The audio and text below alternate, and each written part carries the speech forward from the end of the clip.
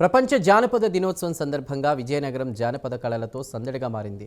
గిడుగు రామ్మూర్తి పంతులు తెలుగు జానపద కళాపీఠం ఆధ్వర్యంలో కళాకారులు ర్యాలీ నిర్వహించారు. రంగురంగుల వేషధారణలు, జానపద నృత్యాలు, డప్పు వాయిద్యాలతో నగరంలో కళా వైభవాన్ని ప్రదర్శించారు. అయితే ఈ సంబరాల వెనుక కళాకారుల గుండెల్లో తీరని ఆవేదన దాగి ఉంది. ఆధునిక కాలంలో ఆదరణ కరువై మన సాంస్కృతిక వారసత్వమైన జానపద కళలు అంతరించిపోతున్నాయని కళాకారులు ఆందోళన వ్యక్తం చేస్తున్నారు. ప్రభుత్వాలు, సమాజం స్పందించి జానపద కళలను వాటినే జీవనాధారంగా చేసుకున్న కళాకారులను ఆదుకోవాలని కోరుతున్నారు. ర్యాలీలో పాల్గొన్న కళాకారుల మనోగతం ఏంటి, వారు ఎదుర్కొంటున్న సమస్యలేంటి?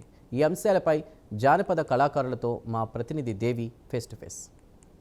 ప్రపంచ జానపద దినోత్సవం సందర్భంగా గిడుగు రామ్మూర్తి పంతులు తెలుగు భాషా పీఠం ఆధ్వర్యంలో ఈరోజు అయితే ర్యాలీ కార్యక్రమం నిర్వహిస్తున్నారు. దీనికి సంబంధించి ఈ ర్యాలీ చేయడానికి గల ముఖ్య ఉద్దేశం జానపద కళలు అంతరించిపోతున్నాయని అయితే ఆ కళాపీఠం వాళ్ళు ఆవేదన వ్యక్తం చేస్తున్నారు. అసలు ఏంటి అనే విషయాన్ని వాళ్ళ మాటలను తెలుసుకుందాం. సార్ చెప్పండి, ఇప్పుడైతే జానపదాలన్నీ అంతరించిపోతున్నాయి. ముఖ్యంగా చూసుకుంటే ప్రతి ఒక్కరు కూడా నార్మల్గా డ్యాన్స్ బేబీ డ్యాన్స్ ఇవన్నీ వస్తున్నాయి, ఇవన్నీ అంతరించిపోతున్నాయి.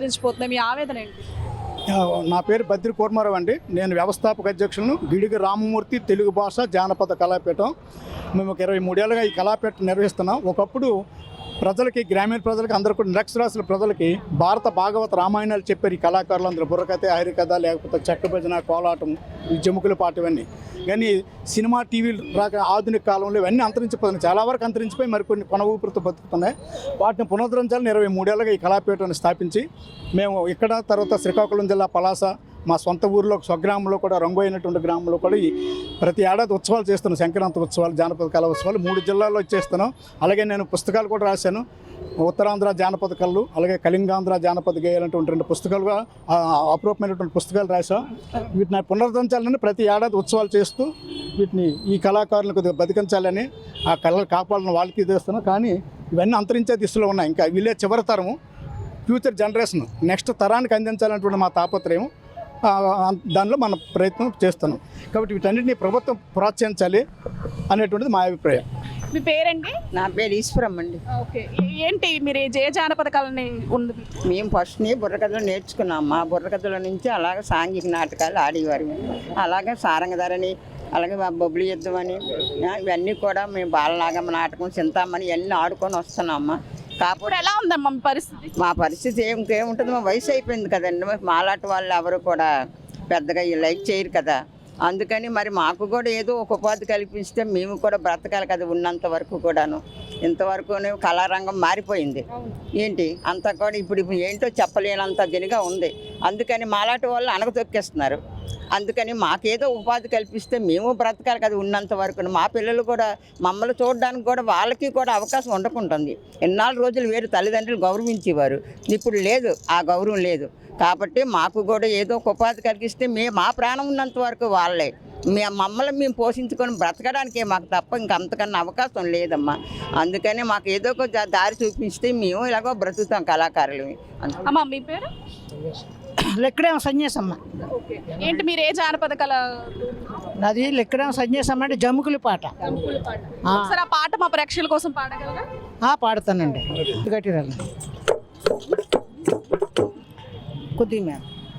మధులే మారాడే, మధులే మారాడే, మధులే మారాడే, మధులే మారాడండి, మా వనముల దాటేనండి, మా ఎటువంటి వనముల దాటుతా నున్నారండి, మా దాటుతా నున్నారండి, మధులే మారాడో వనముల దాటేనండి, మా వనముల దాటేనండి. ఇప్పుడు మీ కళకి అసలు ఉందండి, ప్రాబల్యం ఉందా? ఎక్కడైనా పిలుస్తున్నారా మిమ్మల్ని? అలాగే మరి ఈ జమికిల పాట అంతే. ఎవరెవరు ఉన్నారు జిల్లాలో? జిల్లాలో నేను, మా మరదలు అంతే. ఆ జ్యోతి అని ఒక పిల్ల ఉంది. జమికిల పాట. మీరు ఇప్పుడు ఏం కోరుకుంటున్నారు ప్రభుత్వాన్ని? ప్రభుత్వాన్ని ఏమి కోరుకుంటున్నాను? వయసు 85 సంవత్సరాలు. రాష్ట్ర ప్రభుత్వం రావడమే, స్వతంత్రం రావడమే నాకు తెలుసు. అప్పుడు 5 సంవత్సరాల పిల్లని నేను, అంటే ఇప్పుడు 80 దాటిపోయాయి. అందు గురించి ఇలా ఎన్నాళ్ళు ఇక వయసు అయిపోయింది. ఆ పెన్షన్ కోసం, పొట్ట పోషణ కోసం ఇప్పుడు నేను అడుగుతున్నాను. ఏం ఆస్తులు లేవు, అంతస్తులు లేవు, ఎప్పటికప్పుడే అయిపోతుంది.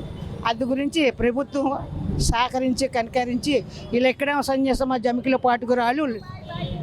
నేను 85 సంవత్సరాలు నాకు వయస్సు. నాకు ఏదో ఇంత ఉపాధి కలిగితే బ్రతుకుతాం చనిపోయినంత వరకు. చూశారు కదా, ఈ జానపద కళాకారులందరూ కూడా ఎంతో ఆవేదన వ్యక్తం చేస్తున్న పరిస్థితి. ఇంతవరకు కూడా మేము కళల మీద బ్రతికాము, ఇప్పుడు ఆ కళలన్నీ అంతరించిపోయే పరిస్థితికి వచ్చాయి. ప్రభుత్వాలు ఇప్పటికైనా మమ్మల్ని ఆదుకోవాలని అయితే వారు ఆవేదన వ్యక్తం చేస్తున్నారు. కెమెరా పర్సన్ కిషోర్తో దేవి, ప్రైమ్ 9 న్యూస్, విజయనగరం నుంచి.